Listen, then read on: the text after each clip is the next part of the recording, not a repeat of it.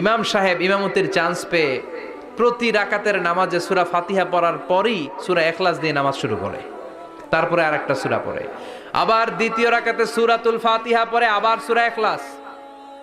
ফজরের সময়ও সূরা ইখলাস, এশার সময়ও সূরা ইখলাস, মাগরিবের সময়ও এই সূরা। মুসল্লিরা সব খেপে গিয়েছে, সবাই বলে ও ইমাম সাহেব ঘটনা কি, খালি কুল হু আল্লাহ পড়েন কেন? আর সূরা নাই আপনার, খালি কুল হু আল্লাহ পাইছেন নাকি?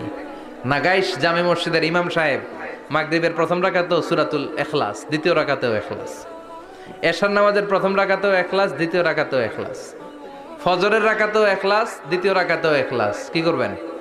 আজকে ইমামের একদিন কি আমার একদিন। পাইছেন কি আপনি? সবাই বলে আপনি পাইছেন কি? ইমাম সাহেব কয় পড়তে মন চাইলে পড়ো, নাইলে অন্য মসজিদে যাও। কারণ এটা বাংলাদেশের সিস্টেমে সভাপতি সেক্রেটারির নিয়োগ দেয়া ইমাম না, নিয়োগ দিয়েছে বিশ্বনবী। আবার ক্যান্সেল করলেও লাগবে বিশ্বনবীরে, ঠিক কিনা? নিয়োগ দিয়েছে বিশ্বনবী, নিয়োগ বাতিল করলেও করবে কে? বিশ্বনবী। মুসল্লির তো কোনো এখতিয়ার নাই। সব মুসল্লিরা মিলে বিশ্বনবীর দরবারে যায়, যে বলে নবী কি ইমাম সাহেব দিলেন, কুল হু আল্লাহ ছাড়া কিচ্ছু পারে না, খালি কুল হু আল্লাহ।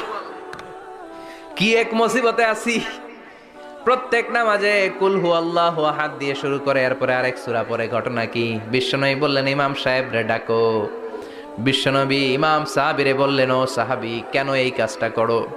তোমার মুসল্লিরা বলে প্রতি রাকাতে কেন কুল হু আল্লাহ দিয়ে শুরু করো, ঘটনাটা কি? অন্য সূরা পড়ো না কেন? সাহাবী বলে নবী গো, এই সূরাটারে আমি বড্ড বেশি ভালোবাসি।